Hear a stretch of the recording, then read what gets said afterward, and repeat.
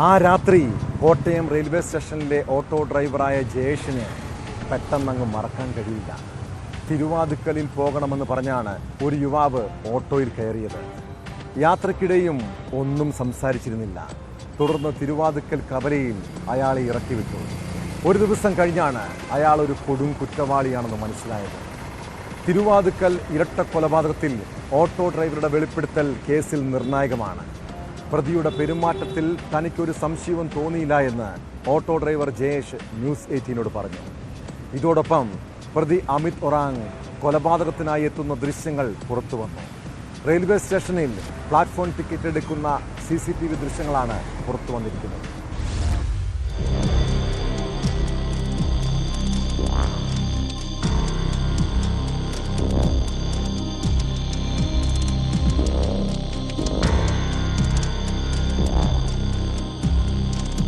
പ്രതി റെയിൽവേ സ്റ്റേഷനിൽ നിന്ന് കൊലപാതകത്തിന് പുറപ്പെട്ട് തെളിവ് നശിപ്പിച്ച് മടങ്ങുന്നത് വരെയുള്ള സമഗ്ര ദൃശ്യങ്ങളാണ് ന്യൂസ് 18 ലഭിച്ചത്.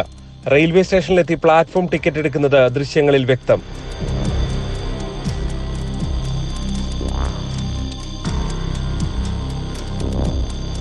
തിരുവാതുക്കൽ കവലയിലേക്ക് ഓട്ടോയിലാണ് പ്രതി സഞ്ചരിച്ചത്. രാത്രി 12:10 ഇവിടെ ഓട്ടോയിൽ നിന്ന് ഇറങ്ങുന്നതും വ്യക്തമാണ്.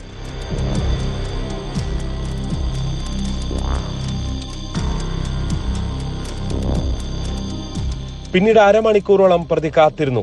തുടർന്ന് 12:35 കൊല ചെയ്യാനായി വീട്ടിലേക്ക്.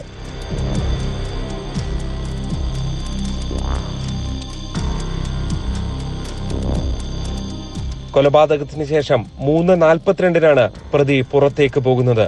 DVR നശിപ്പിക്കാനായി പ്രതി പോകുന്ന ദൃശ്യങ്ങൾ ഇന്നലെ പുറത്തു വന്നിരുന്നു.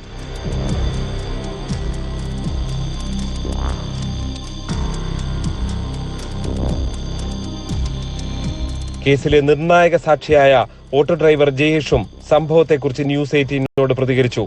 മലയാളത്തിൽ സംസാരിച്ച അമിത്തിന്റെ പെരുമാറ്റത്തിൽ നിന്ന് അസ്വാഭാവികമായി ഒന്നും തോന്നിയില്ല.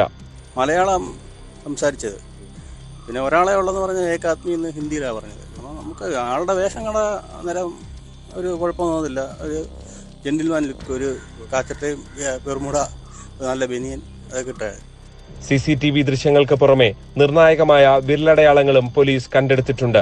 പ്രതിയെ കസ്റ്റഡിയിൽ വാങ്ങി ചോദ്യം ചെയ്ത് കൂടുതൽ തെളിവ് ശേഖരിക്കാനാണ് പോലീസിന്റെ തീരുമാനം.